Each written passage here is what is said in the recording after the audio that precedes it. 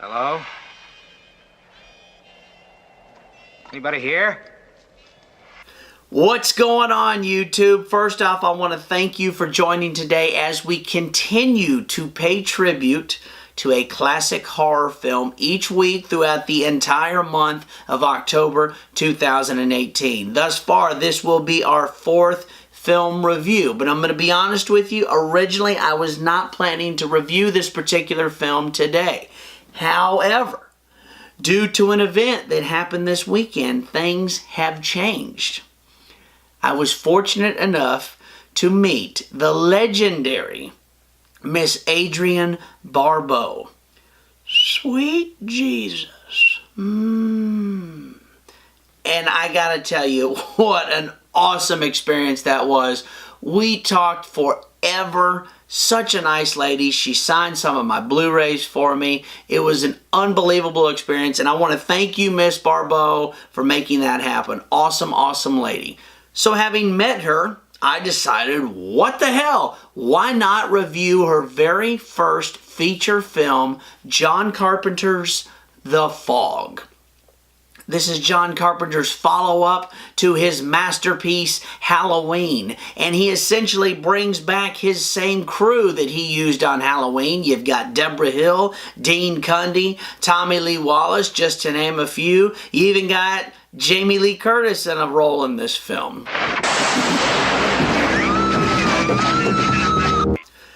But what's different about The Fog compared to Halloween? Halloween focused more on evil in the form of a human being. The Fog takes a different approach and focuses on evil in the form of ghosts. And not only ghosts, but ghosts seeking revenge.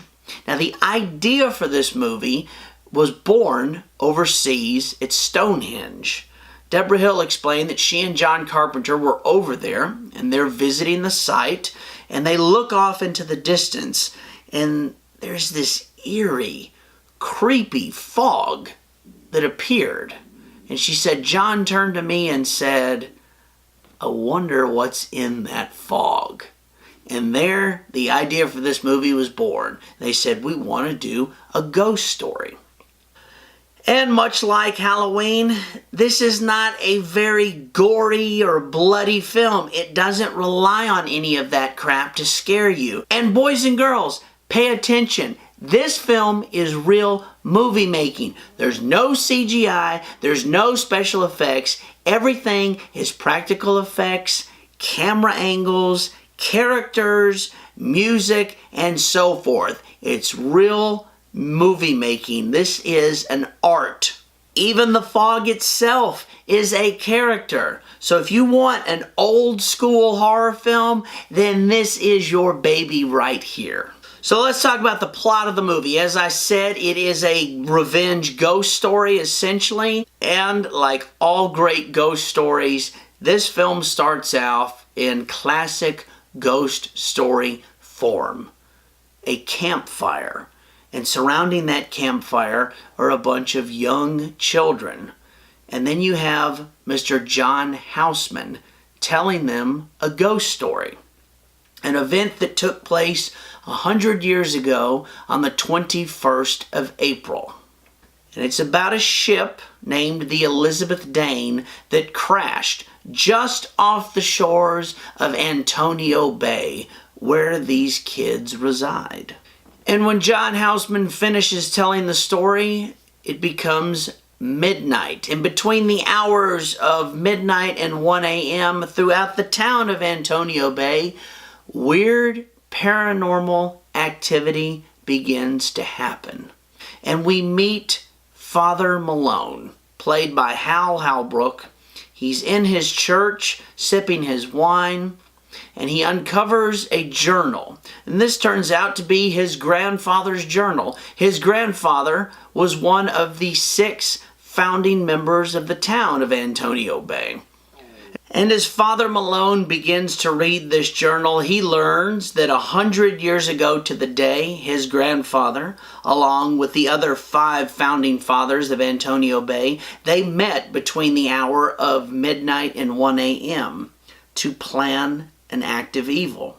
And what that evil was is the fact that they deliberately sank a ship named the Elizabeth Dane. And guess what aided these men in doing so? The fog. Suddenly, out of the night, the fog rolled in. Now this ship was owned by a man named Blake. He was a very wealthy man. The thing was, he was diseased with leprosy. He was also in charge of a colony of lepers. And they had made a deal with these 6 founding fathers to establish a leper colony that was going to be nearby the new town of Antonio Bay.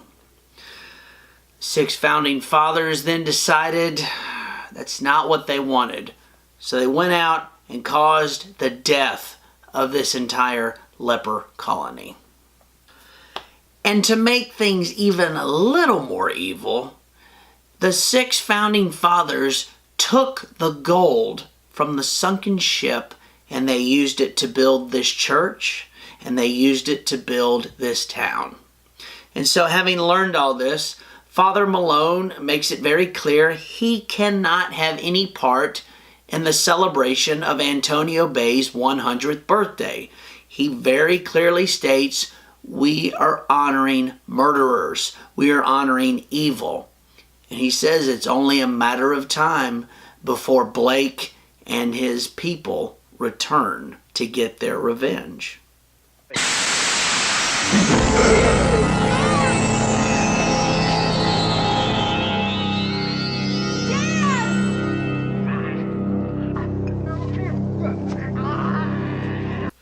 The one complaint I could see audiences having with this film is the fact that for some, particularly this modern day generation that has to have instant and immediate results like high-speed internet and oh my gosh, I texted her and it's only been 20 seconds and she hasn't responded. Why isn't she texting me back?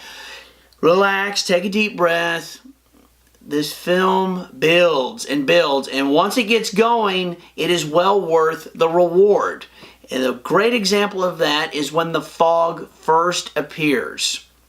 You got a group of 3 guys 15 miles out at sea, just hanging out on the boat, drinking beer and relaxing until the fog shows up. And that scene, it's probably, if not my favorite, it's definitely right up there with my favorite scenes in the film. So creepy, so terrifying, and it's classic John Carpenter.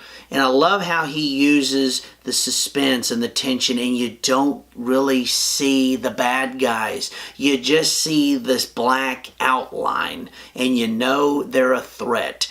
And you've got his signature music and his signature build-up. Great scene.